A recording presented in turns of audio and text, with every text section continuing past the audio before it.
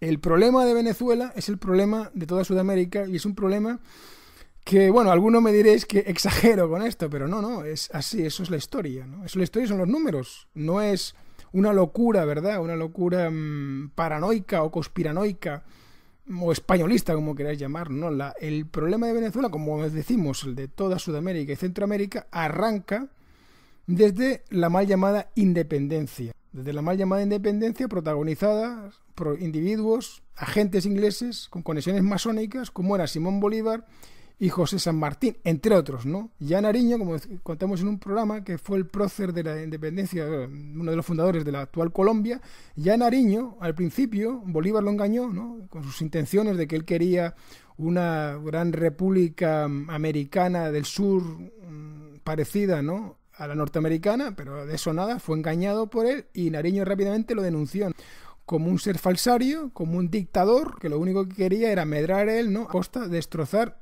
según palabras literales de Nariño, la rica y orgullosa herencia hispana que recibimos, pues eso, por España, ¿verdad? Y aliarse, seguía Nariño en la carta con la que denunciaba los tequemanejes de Bolívar, y aliarse con el enemigo inglés. Y eso fue Bolívar, un agente de los ingleses. De hecho, el ejército de Bolívar, más de la mitad del ejército de ese Bolívar estaba compuesto por mercenarios irlandeses e ingleses pagados por la corona inglesa. ¿Para qué? Pues para llevar a cabo el Plan General de 1713, además al dedillo. El Plan General de 1713, lo podéis buscar por internet, por supuesto. Es un plan, se llama Plan General de 1713, como humillar y acabar con la América española. Claro, lógicamente España era la gran competidora, la gran enemiga de Inglaterra, porque el interés de Inglaterra era hacer un imperio universal colonial, depredador, ¿no? Depredador. El imperio, esto, en la obra de Gustavo Bueno, está muy bien desarrollado. También ahora mismo tenemos a un historiador magnífico, ¿no?, desde luego no académico, gracias a Dios, ¿no?, como es Iván Vélez, donde desarrolla, ¿no?, la filosofía de Bueno en la práctica de la investigación histórica, ¿verdad?, en sus libros, ¿verdad?, sobre la leyenda negra y sobre Hernán Cortés. Ahí se puede, con datos de arqueología, con datos empíricos, con datos científicos, con lo que ellos llaman reliquias, ¿no?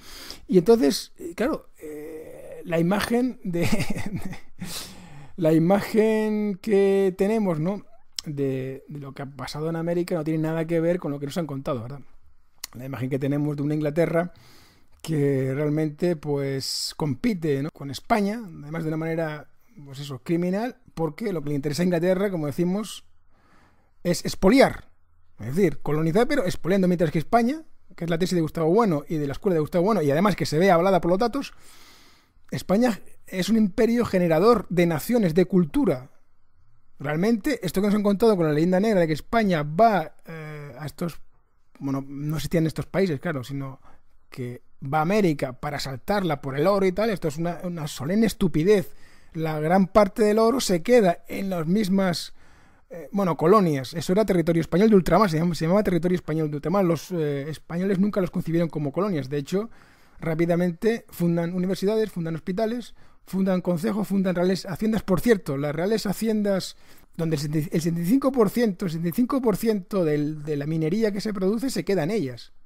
El quinto real es lo que se va para España, que es, pues eso, es un 20%, ¿no? Pero el 80% restante se queda en las haciendas, en las reales haciendas, en las haciendas reales de los virreinatos.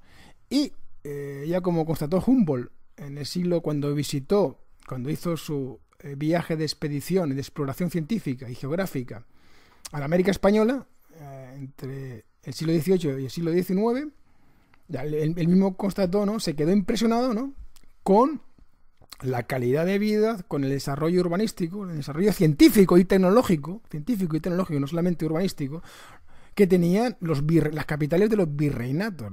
Se quedó impresionado, en fin, con el lujo, con la calidad de vida real, no solamente con el lujo de unos pocos, sino con la calidad de vida de la mayoría de los mexicanos.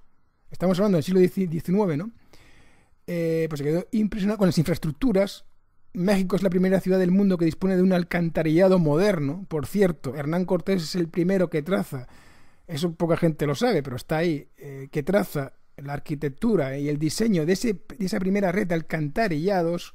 Recordemos que la supercivilizada Inglaterra, Londres, no tuvo un alcantarillado decente hasta bien avanzado el siglo XIX. De hecho, al Támesis se le conocía como el río podrido, porque toda la ciudad vertía los residuos al Támesis, ¿no? Y la cosa fue, en fin, tan apestosa, nunca mejor dicho, que el Parlamento inglés, a mitad del siglo XIX, tuvo que cerrar las sesiones durante un mes entero hasta que lograron limpiar, ¿no?, toda la avalancha de mierda, nunca mejor dicho, que le venía por el Támesis. Eso es Londres, eso era Inglaterra. Pero en México ese problema lo habían resuelto ya desde, como decimos, prácticamente desde que Hernán Cortés pues toma Tenochtitlán y empieza a reformarla completamente, ¿no?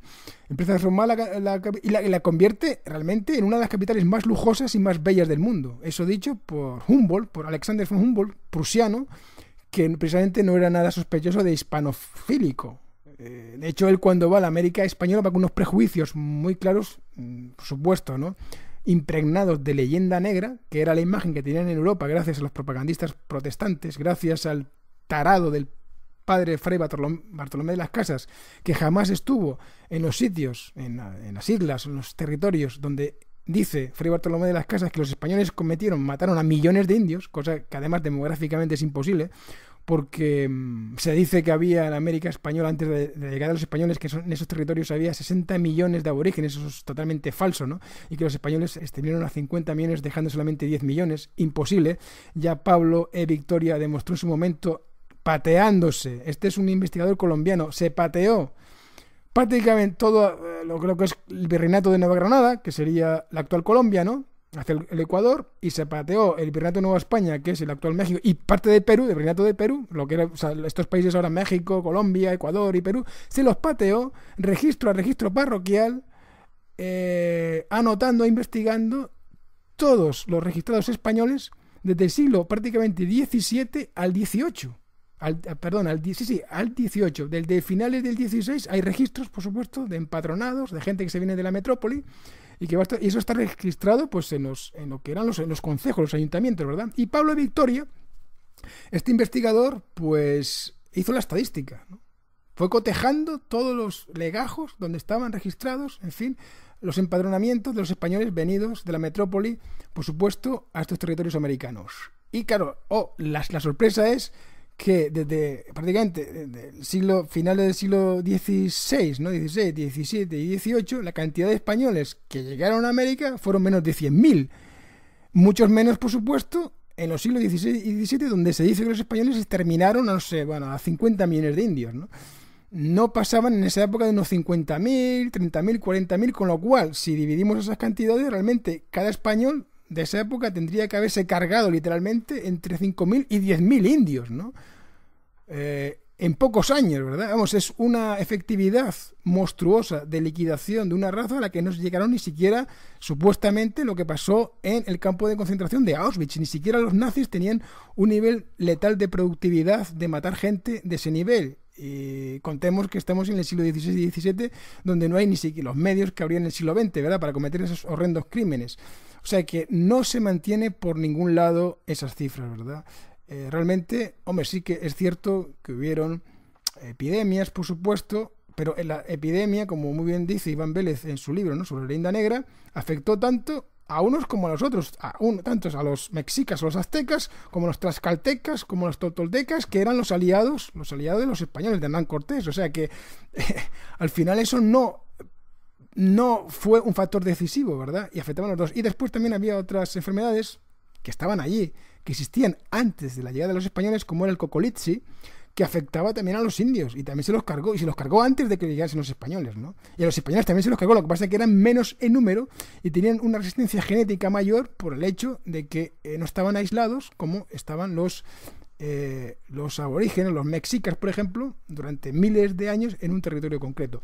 Bueno, esta es la verdad, ¿verdad?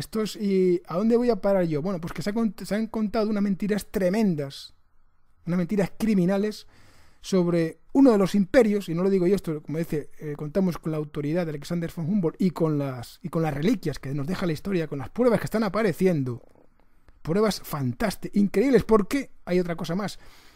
Todo esto que os estoy contando, por supuesto, gran parte de esto, ya lo decían los cronistas, ¿verdad? Por ejemplo, Bernal Díaz del Castillo, que como sabéis muchos era el cronista que acompañaba a Hernán Cortés, él cuenta, ¿no?, lo que se van encontrando, ¿verdad? Lo que se van encontrando por el camino cuando llegan a Tenochtitlán y cuando, pues, se dan cuenta de lo que era la cultura azteca, ¿verdad? Una cultura asesina, terrorífica. Los aztecas, siglo XIII prácticamente, es cuando irrumpen. No llevan allí, como mucha gente cree, milenios. Los aztecas no son del lugar de Mesoamérica. Los aztecas vienen de más al norte, ¿verdad? Llegan en el siglo XIII y entonces, claro, invaden violentamente ese territorio. Otra gente que había allí, pues los liquidan directamente y después van haciendo vasallos, ¿no?, a los territorios, las tribus que se encuentran alrededor y avanzando hacia el sur, hacia el Yucatán, ¿verdad? ¿Y qué es lo que hacen? Pues realmente lo que hacen es aplican sobre ellos una dictadura del terror. Esto es que los someten, ¿verdad? Y no solamente los someten, sino que los tienen como ganado humano contra los que periódicamente hacen guerras floridas para pues bueno, para procurar, para coger, para raptar de esos pueblos los prisioneros de guerra que hacen, que son miles, ¿no? Los ofrecen después, pues, como ya sabes, esas imágenes, ¿no?, esas pirámides aztecas, pues los ofrecen como sacrificio a sus dioses, ¿verdad? Y después se los comen directamente, lo hacen unos pucheros con ellos y se los comen, y así eran miles y miles. Y los cronistas, el cronista Bernal Díaz del Castillo y otros, ¿no?, contaban pues estas cosas, ¿verdad? Contaban que los miles y miles, que había días enteros que estaban matando gente, sacrificándolas en vivo, les sacaban el corazón, como sabéis, todas esas imágenes horrendas, horribles, aberrantes, sacaban el corazón, los tal y cual, y cuentan eso, y cuentan la cantidad de personas asesinadas por los aztecas, y también cuentan donde los ponían, ¿verdad? Ponían en pértigas los cráneos después de descarnarlos, de comérselos y descarnarlos, los ponían en pértigas, cruzaban en pértigas, llegan a hablar de miles de ellos cruzados en pértigas, y también que hacían torres con las calaveras, torres, bueno, donde cabían, según la realidad de Castillo, miles de calaveras, ¿no? Bien, todos estos relatos que nos contaban los historiadores, claro, inspirados o impregnados de la leyenda negra, lo tomaban como una fantasía, ¿no?, como una fantasía para justificar la conquista de México por parte de los españoles. Hasta que, oh sorpresa, recientemente, hace pocos años, se ha descubierto exactamente una torre como la que decía Bernal Díaz del Castillo. Exactamente. Incluso se quedó corto. Porque, claro, si contáis todo el volumen de esa torre, ¿no?, que tenía de unos 6 a 7 metros de diámetro, probablemente por unos 15 metros de alto, ahí cabía más, no 20.000 ni 30.000, 100.000 calaveras. 100.000 calaveras.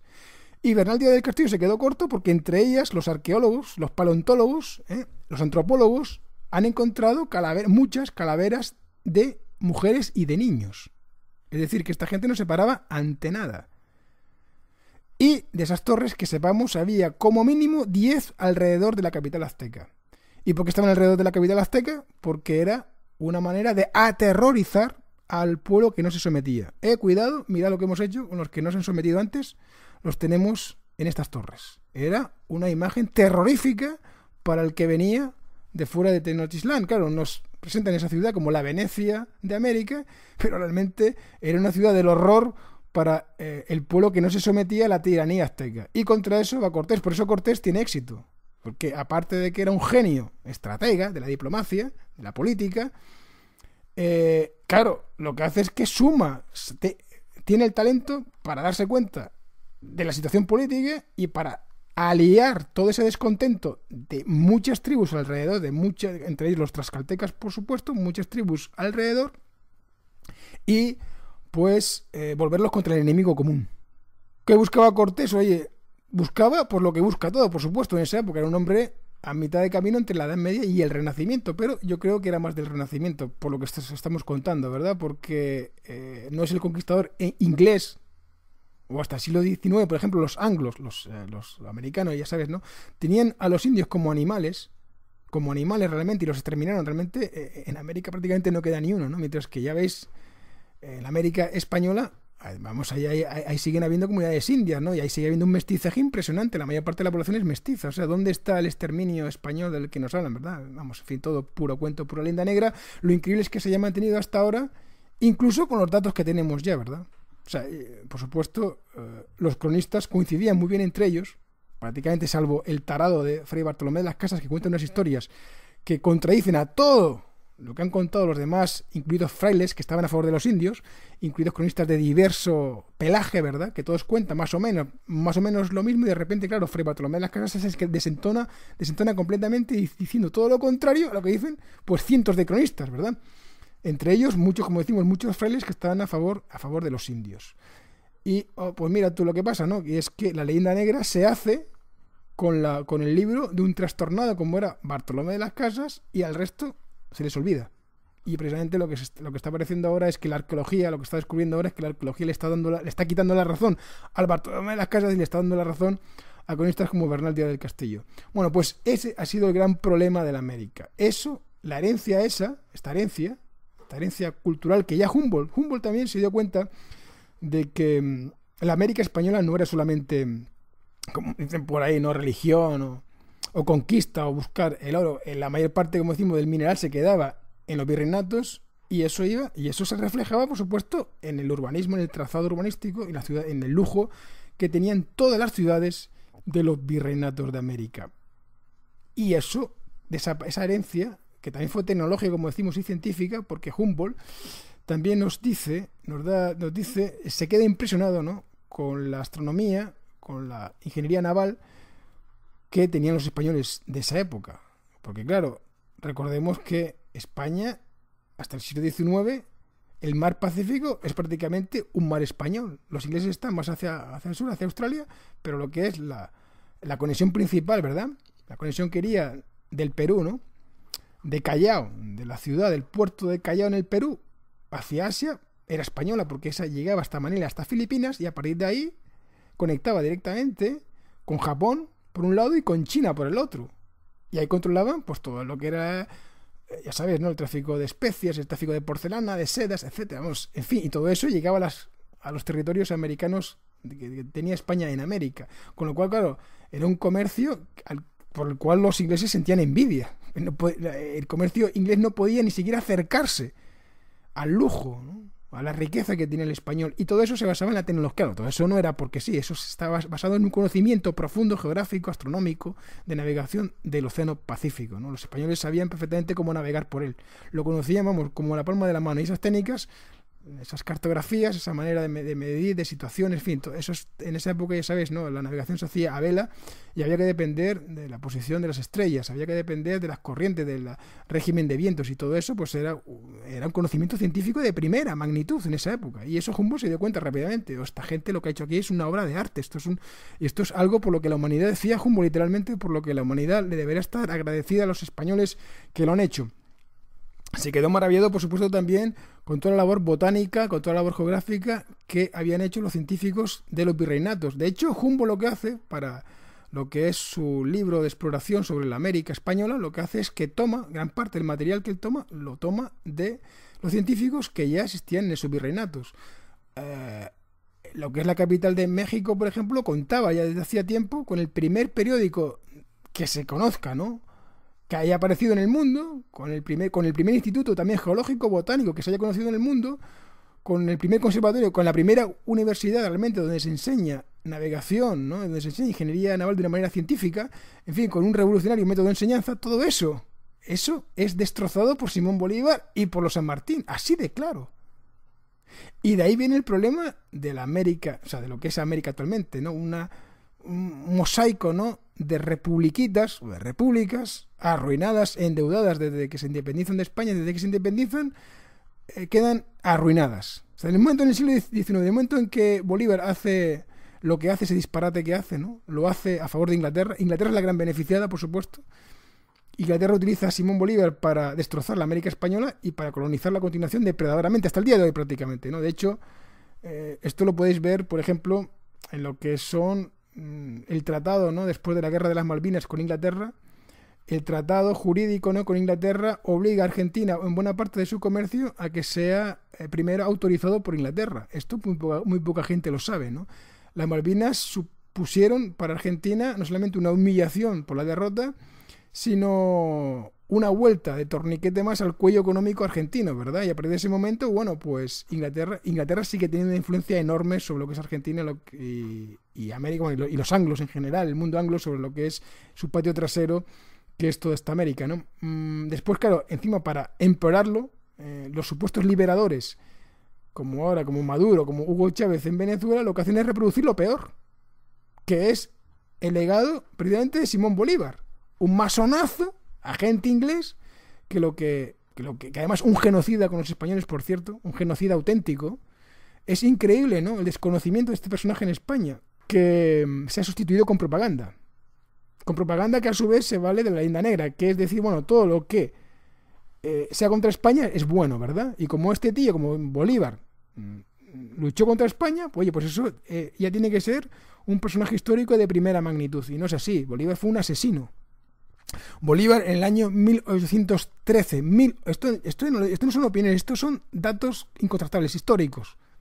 Bolívar en el año 1813 edicta lo que se conoce como el decreto de sangre, por el cual ordena liquidar a todo, así literalmente, español y canario que se halle en estos territorios, que se sospeche de él o que no se adhiera de inmediato e incondicionalmente a nuestra causa. O sea, vamos a ver, deja mano libre, ¿no?, para que cualquier mando militar haga lo que le dé la gana con el primer canario español, el grupo español, que encuentre, y eso fue lo que pasó. Liquidaron a miles. Prácticamente los canarios de Venezuela, las primeras oleadas, los que había ahí hasta el siglo XIX, quedaron exterminados. Prácticamente no quedó, bueno, eso hay unas investigaciones demográficas sobre esto, y eso fue un auténtico genocidio. O sea, Simón Bolívar actuó como un sociópata genocida.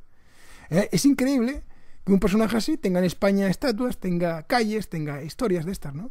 Mientras que héroes nuestros, bueno, Hernán Cortés, por supuesto, ahora ya veremos que ahora se cumple precisamente el aniversario de la fundación de México por del México moderno por Hernán Cortés, año 1519, después en 1520-21 se toma México, pero cuando él llega a las costas de Veracruz, a México, es en el año 1519, y vosotros creéis que en vez de hacer un homenaje, ¿no?, que se lo tiene merecido, porque realmente es uno de nuestros grandes personajes, lo que hizo Hernán Cortés está reconocido por muchos historiadores que dicen que, bueno, que lo que hizo Hernán Cortés, eso es hasta difícil de creer en el caso de que fuese el argumento de una novela fantástica.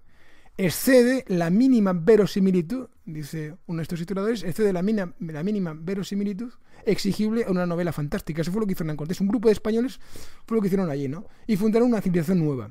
Bueno, pues en vez de celebrar eso, bueno, los podemitas, por supuesto, estos son ya anti-España, pura y dura. O sea, esto todo lo que sea una España, bueno, que España desaparezca, para ellos sería fantástico, ¿verdad? Serían dueños de los taifas que quedasen detrás, que es lo que quieren ellos, los círculos o unos taifitas, ¿verdad? Pero lo que es España como nación, los podemitas estos, que desaparezca. Pero bueno, el PSOE también está metido en esa movida, ¿verdad? Entonces no quieren saber nada de Hernán Cortés. Y por supuesto, si la Carmena esa pudiera quitarse la estatua de encima de Blas de Lezo, que está por allí, por la plaza de Colón, también se la quitaba. Por cierto que ahora han quitado la bandera, no sabemos si la bandera que ondea allí en la plaza de Colón es una decisión permanente o es algo transitorio, ya veremos, ¿no? Pero esto es un puro anti-España, esto no quiere saber nada de Hernán Cortés, ¿no? Y ni de ninguno de estos, ¿no? Y esto es, tanto el PSOE como Podemos, todo lo que sea leyenda negra, a engordarla pues más. Y de hecho todos los datos que están apareciendo arqueológicos, ¿no?, que demuestran, ¿no?, que los aztecas eran unos dictadores, unos tiranos temibles sobre todo lo que era la zona de Mesoamérica, pues oye, esto en España nada, esto calladitos.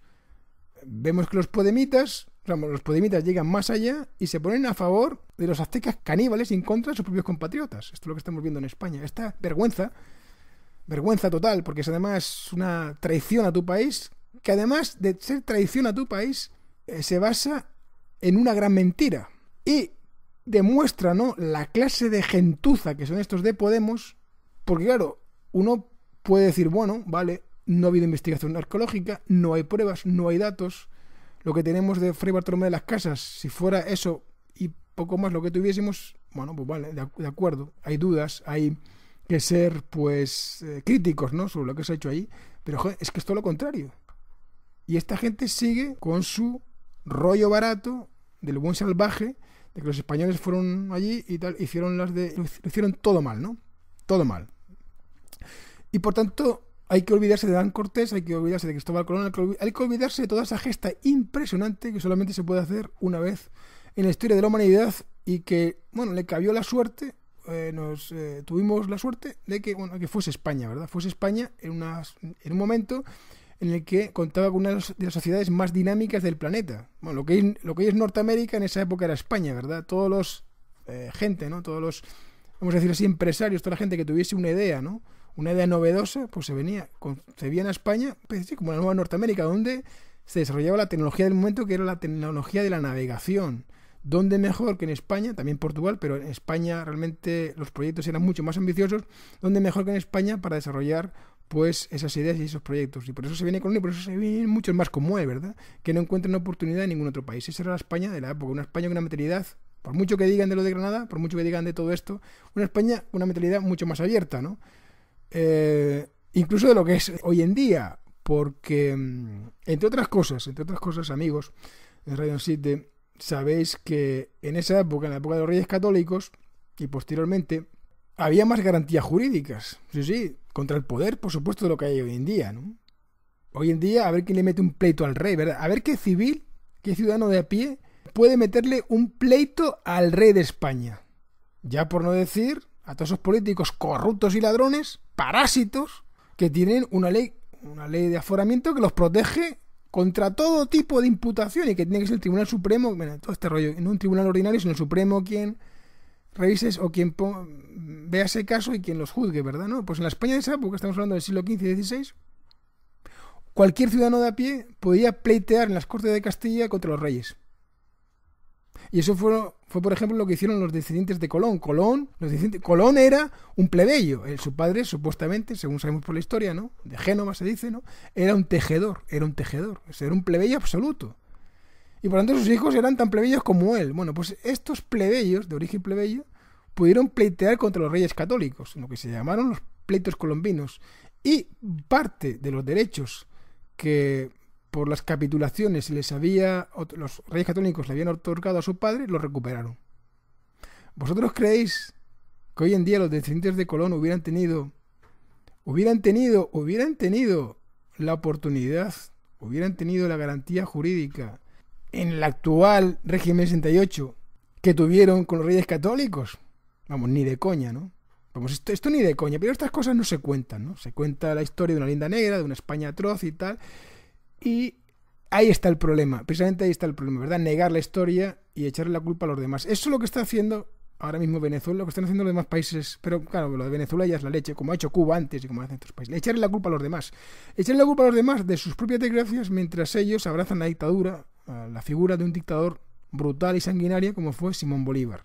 No solamente para los españoles, también para ellos mismos. Simón Bolívar destrozó completamente América, la dividió en repúblicas inanes, en repúblicas sin ningún poder, exterminó no solamente la independencia política de esas repúblicas, sino que las dejó peladas de tecnología y las dejó peladas de ciencia.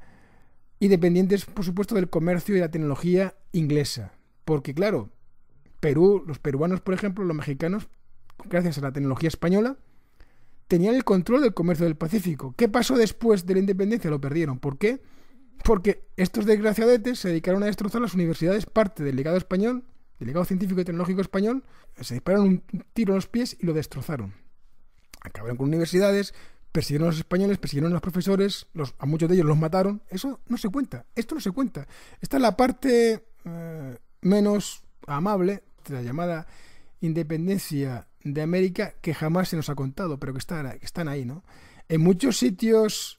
Tampoco se nos cuenta que en muchos sitios de Sudamérica no quieren ver ni en pintura ni mencionar su nombre a Simón Bolívar.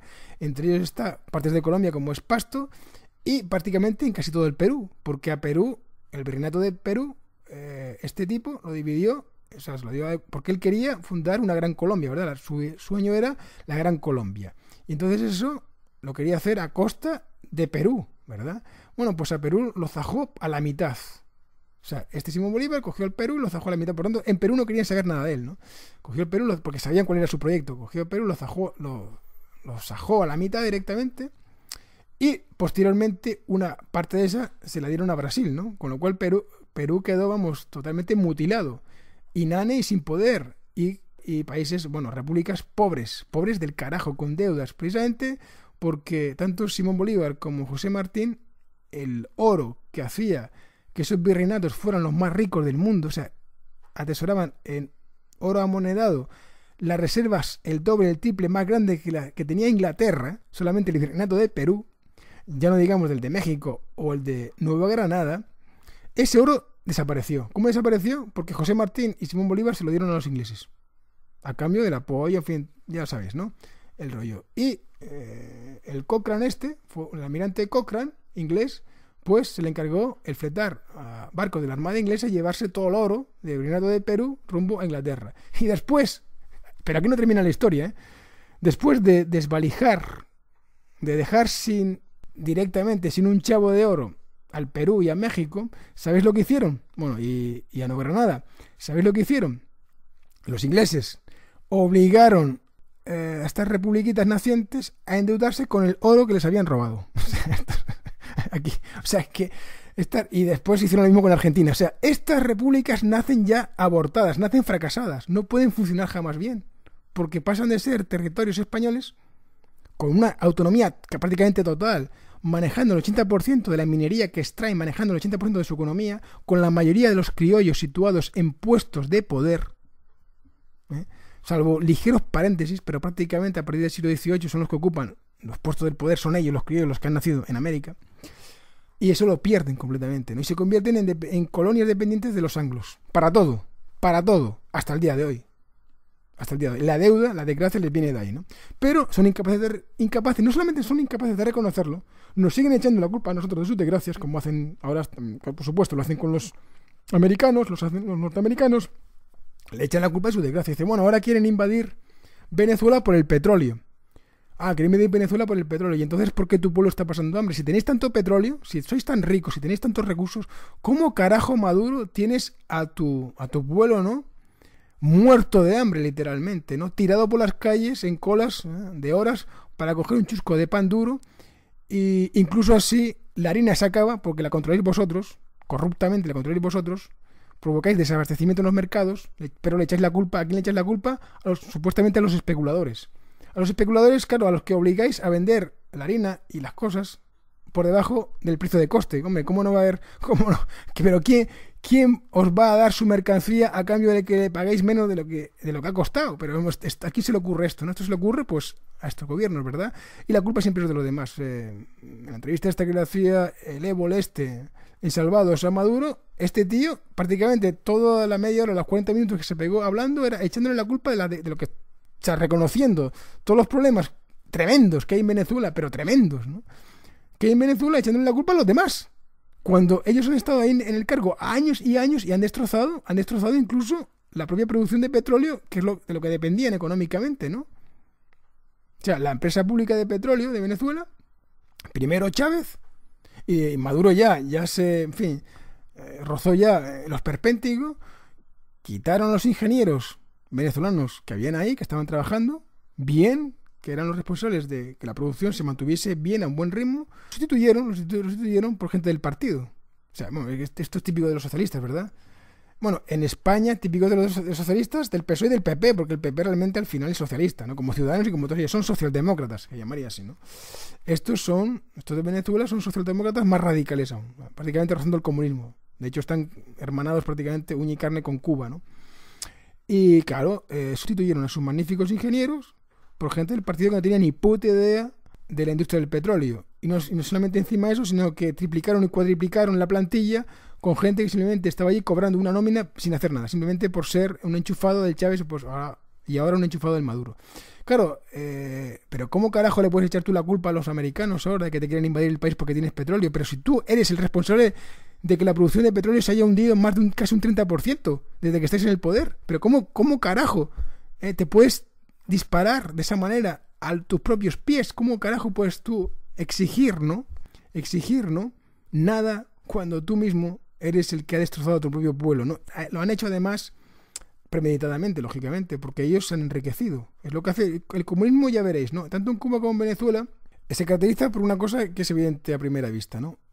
Un clasismo atroz. Es decir, aquí se habla de la desigualdad, no sé qué, no sé cuánto. Si hacéis realmente una medida de la desigualdad de rentas entre la gente que está cercana, por supuesto los que están en el círculo del Partido Comunista y los que están cercanos a él, la diferencia es monstruosa, ¿no?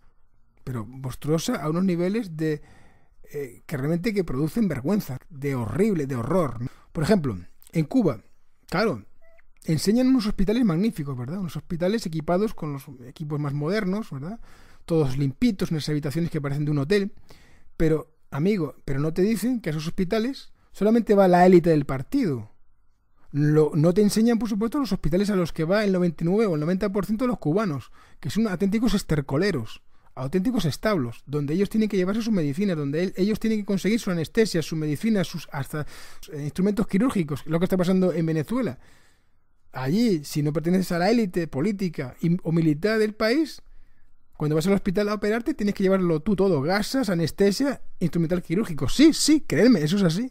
Entonces, ¿de qué estamos hablando? No estamos hablando absolutamente de nada. Los culpables de la situación son primero los propios venezolanos por votar a estos tíos, o sea, por votar en primer momento al Hugo Chávez, el charlatán. Entonces, parte de la culpa tendrán ellos también, ¿verdad? Y además, con ese Simón Bolívar, nosotros no tenemos que ayudarles en absoluto a esta gente, porque claro, ellos exhiben a Simón Bolívar, que es como exhibir a Hitler delante de un comité judío, porque Simón Bolívar estaba obsesionado con acabar con todos los españoles que hubiese allí. Y ellos mantienen, pues, la ideología de este tipo, ¿no? Entonces, ¿qué carajo tenemos que ver nosotros con Venezuela? Absolutamente nada.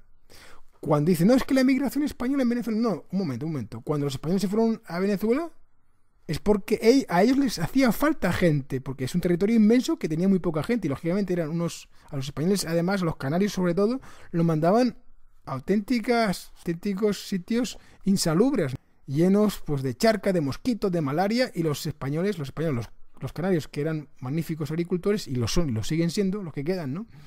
Pues se dedicaron a drenar todos esos terrenos insalubres y a condicionarlos para cultivar en ellos. Eso fue lo que hicieron los canarios. O sea, fue justamente al revés. Aceptaron esa inmigración española porque les beneficiaba a ellos.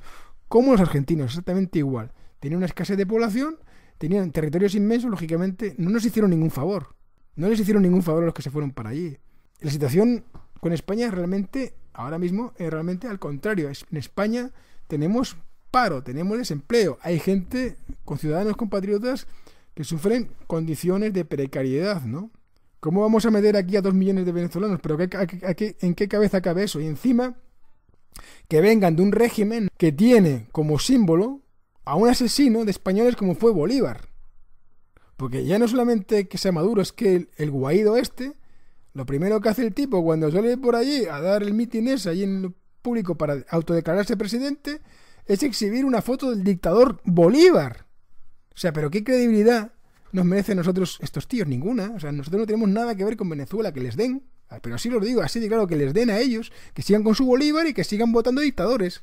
Nosotros no tenemos que meternos aquí a 2 millones de venezolanos, pero ¿a cuento de qué? Ellos se independizaron. Pues muy bien, ahí os quedáis.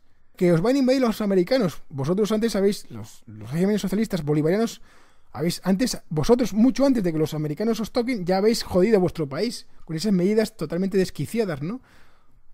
Obligando con violencia a que los empresarios vendan por debajo del precio de coste, a imprimir moneda, porque lo que habéis hecho vosotros, las autoridades venezolanas bolivarianas, es imprimir moneda como si no hubiera un mañana, y habéis provocado una hiperinflación del carajo. ¿Qué narices les estáis echando la culpa a los especuladores y a no sé qué conspiración mundial contra vosotros, cuando vosotros sois los que teníais el control, sobre la propia moneda, sobre el bolívar, que no vale nada? Cualquier moneda del Monopoly de juego vale más que el bolívar. ¿Quién ha hiperinflacionado la moneda? Vosotros. ¿Cómo la habéis hiperinflacionado? Imprimiendo moneda a trocho y mocho para ocultar precisamente la gestión desastrosa que estáis haciendo, ¿no? Y después os ponéis a controlar precios, os ponéis a controlar la moneda y os ponéis a hacer... Claro, y eso desde un comité central de un partido político normalmente corrupto. Y encima con sospechas más que probadas de que estos tíos, estos militares, este elemento, este Maduro, están metidos en tráfico de drogas, en fin, en tráfico de armas y en promocionar y en apoyar a la guerrilla marxista en Colombia, para atentar contra ciudadanos colombianos, para poner bombas en ciudades, etcétera, etcétera. Detrás de esto está toda esta gente, ¿no? Entonces nosotros no tenemos ya bastantes problemas, tenemos aquí con el comunismo, con el socialismo atroz que tenemos en España, para que encima si nos venga aquí esta gente, 2 o 3 millones más. El socialismo atroz que tenemos ya en España, precisamente un ejemplar de este PSOE español para que veáis que no estamos tan alejados, por desgracia, de lo que está pasando en Venezuela. Aquí, en cualquier momento, ya, bueno, estamos viendo, gracias al destino, que Podemos está desinflando, ¿no? Porque eso es un peligro total. Porque estos son como Nikita Khrushchev, ¿no? Nikita Khrushchev condena la dictadura de Stalin, como sabéis, pero él continúa con la dictadura soviética en Rusia, ¿no? En los años 60. Él continúa. Y estos podemitas son lo mismo, son más falsos que nadie. Condenan, dicen que ahora, no sé, bueno, no condenan, ¿no? Porque no condenan a Maduro, porque ellos, claro, lógicamente, están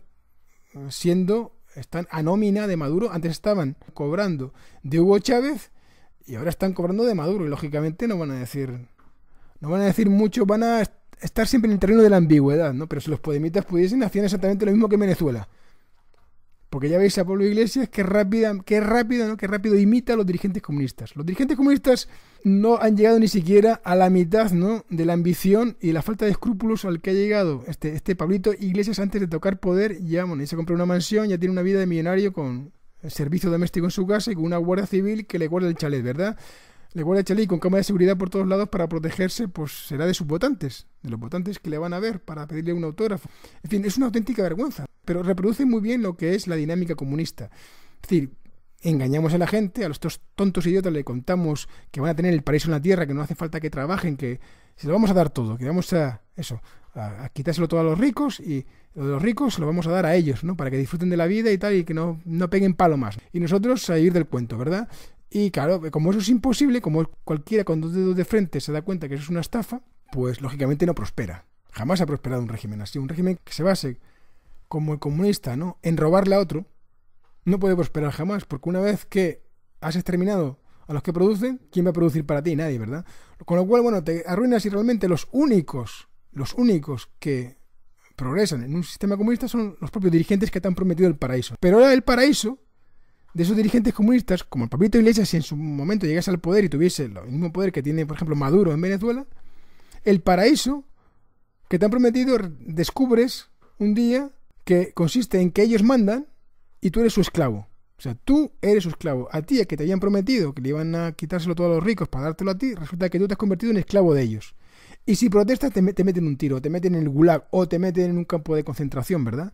Esto es lo que hacen los amiguitos de Pablo Iglesias, lo que hacen en Cuba, lo que hacen en Venezuela, lo que hacen en Corea del Norte, lo que hacen en todos los países comunistas. Eso funciona exactamente igual, siempre y en todo momento, en todo lugar.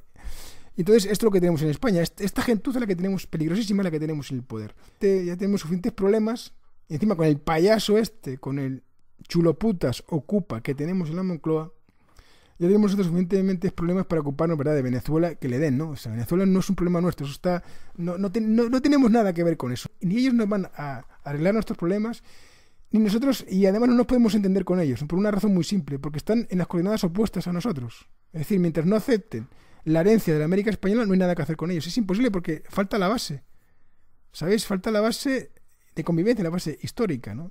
Realmente es una gente que se ha condenado a sí mismo y lo sentimos mucho, ¿verdad? Habéis tomado esa decisión histórica, errores históricos que una generación y la siguiente siguen repitiendo y que no solamente siguen repitiendo, sino que van aumentando, como hemos visto, ¿verdad?